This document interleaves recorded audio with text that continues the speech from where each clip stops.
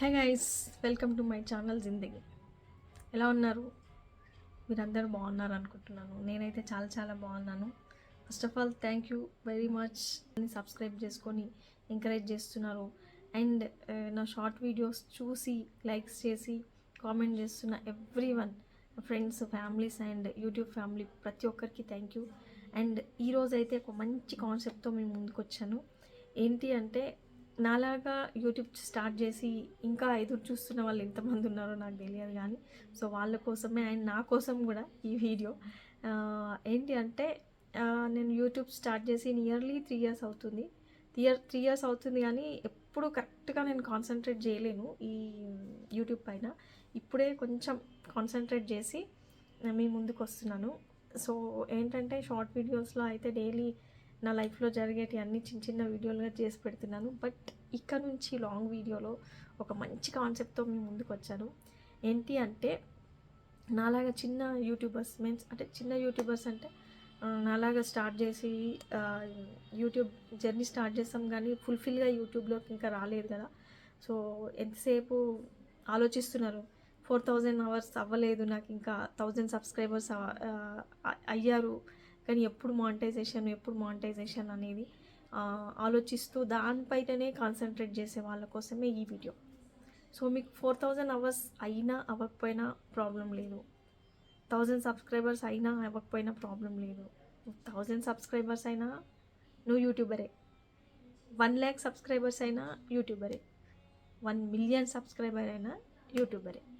But ఇక్కడ ఏంటి అంటే, మెయిన్ కాన్సెప్ట్ ఏంటి అంటే, నువ్వు ఫేమస్ అవు. ఎలా ఫేమస్ అవుతావు?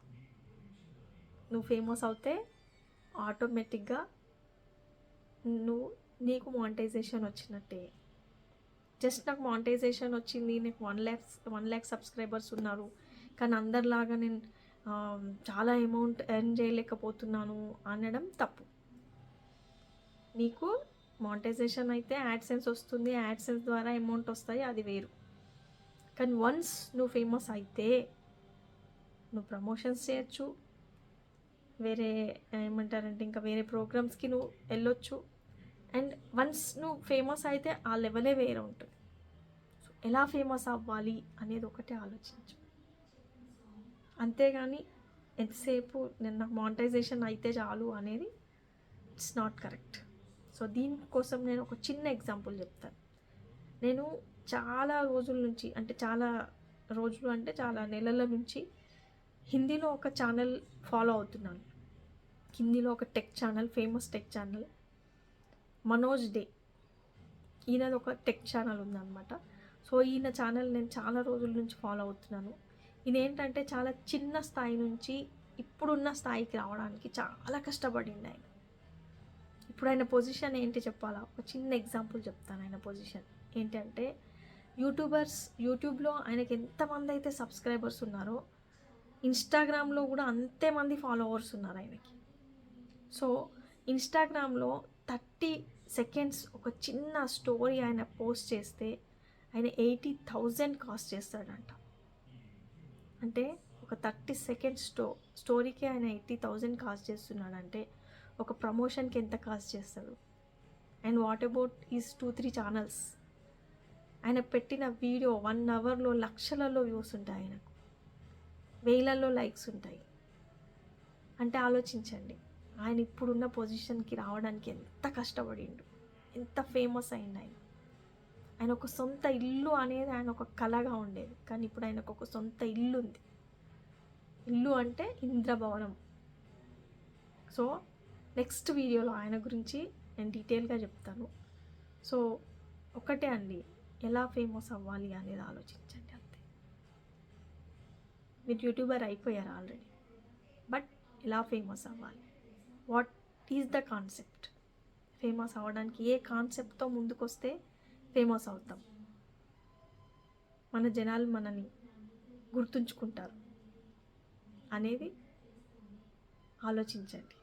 ఇక ముందు నా వీడియోలన్నీ అవే. నెక్స్ట్ వీడియోలో మనోజ్ డే గురించి చెప్తాను.